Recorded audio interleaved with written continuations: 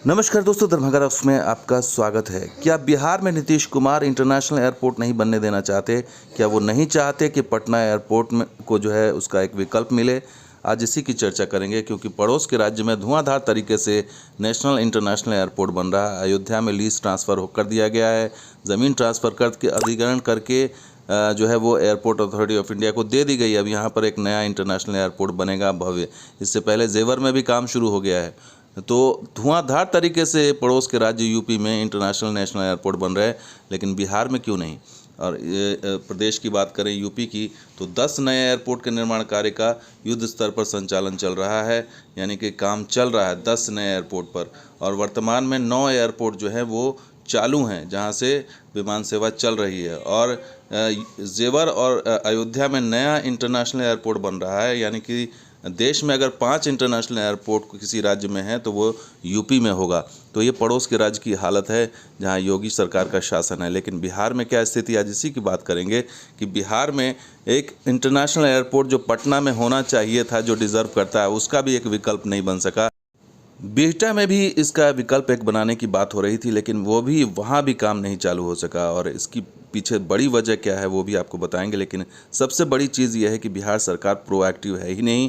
वो नहीं चाहती कि जो नया एयरपोर्ट है उसको स्पीड अप किया जाए या नया विकल्प तलाशा जाए। बिहटा अगर दे दिया, वहाँ पर समस्याएं क्या आ रही है वो दूर नहीं किया गया। और जो बिहार में जो इतने सारे फ्लायर्स हैं, इंटरनेशनल फ्लायर्स, वो आज भी मजबूर हैं कनेक्टिंग फ़्लाइट के लिए, डायरेक्ट फ़्लाइट नहीं है। और उसकी सबसे बड़ी वजह क्या है वो हम आपको बता देते हैं कि पटना में जो अभी का एयरपोर्ट है, जयप्रकाश नारायण इंटरनेशनल एयरपोर्ट, कहने के लिए इंटरनेशनल एयरपोर्ट है, लेकिन ये शहर के बीचों बीच है, उसका सीमित दायरा है। इसके रनवे को न बढ़ाया जा सकता। टर्मिनल तो बड़ा किया जा रहा है, लेकिन इसके रनवे को नहीं बढ़ाया जा सकता अंतर्राष्ट्रीय मानकों के हिसाब से, क्योंकि इसके पीछे बड़ी वजह है कि ये बिल्कुल आबादी के बीच में है, शहर के बीच में। एक तरफ आबादी है, एक तरफ पार्क का पूरा अलाइनमेंट है, तो दूसरी एक तरफ जो है वो रेलवे लाइन है। तो ये चारों तरफ से ये घिरा हुआ जगह है, एक्सपेंशन के लिए कोई रास्ता नहीं है। इसलिए इसका एक मात्र विकल्प है कि इसको कहीं और शिफ्ट किया जाए, कहीं और बड़ा एयरपोर्ट बनाया जाए। और इसके लिए बिहटा को चुना गया था, लेकिन वो भी वायुसेना के एयरबेस है और वहाँ 100 एकड़ ज़मीन और चाहिए, लेकिन वो आबादी में है, पॉपुलेशन में है, और वो 100 एकड़ ज़मीन नहीं मिल पाने की वजह से वहाँ पर काम नहीं शुरू हो सका है। इसीलिए सोनपुर को चुना गया था।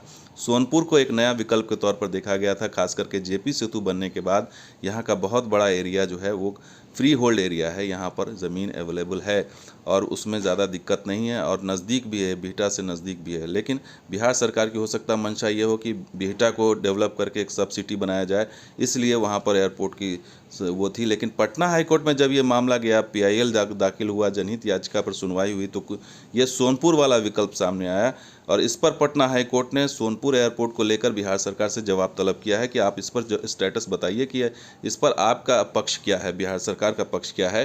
क्योंकि पीआईएल पर जो बात सामने आई है उसमें यही है कि proposed by ministry of civil aviation in August 2021, यानी अगस्त 2021 में ही सिविल एविएशन मंत्रालय की तरफ से ये प्रपोजल दिया गया था। और ये बात तब सामने आई जब पीआईएल अभिजीत कुमार पांडे की तरफ से पटना हाईकोर्ट में दाखिल किया गया। और इसमें कई चौंकाने वाले तथ्य सामने आए। तथ्य ये थे कि बिहार सरकार जो है वो इंटरनेशनल एयरपोर्ट को लेकर गंभीर ही नज़र नहीं आ रही है। Bihar government did not expand it और come up with new airport having international standard.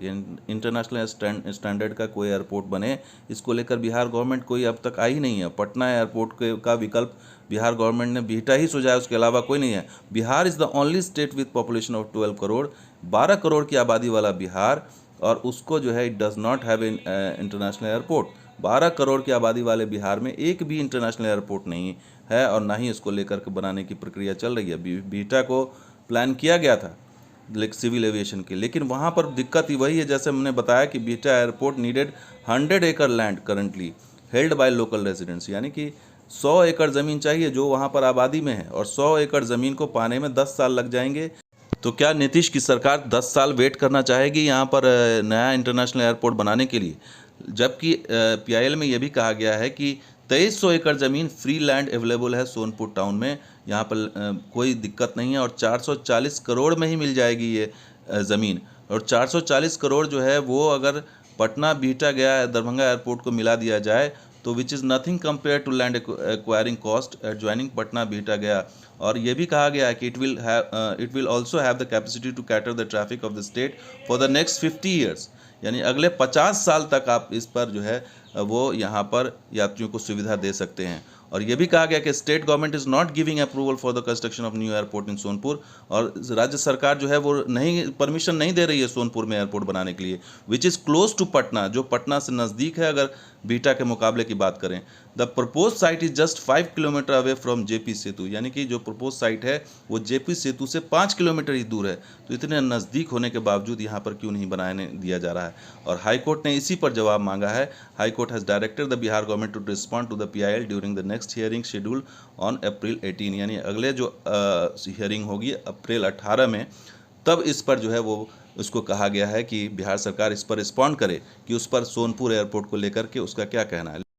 लेकिन बड़ा और गंभीर सवाल बिहार सरकार की मंशा पर है कि आखिर वो एक एयरपोर्ट को लेकर के ही क्यों जिद पर अड़ी है, क्या वो विकल्पों पर और विकल्पों पर क्यों नहीं तलाश कर रही है? क्योंकि बात यहाँ 50 साल 100 साल की हो रही है और बिहटा एयरपोर्ट वायुसेना का एयरपोर्ट है, वहाँ पर ज़मीन अधिग्रहण और करना पड़ेगा, जबकि आपको एक फ्री लैंड फ्री एरिया आपको देखना होगा कि सोनपुर में अगर अवेलेबल है तो उस पर भी काम करना चाहिए और वो बेटर विकल्प हो सकता है।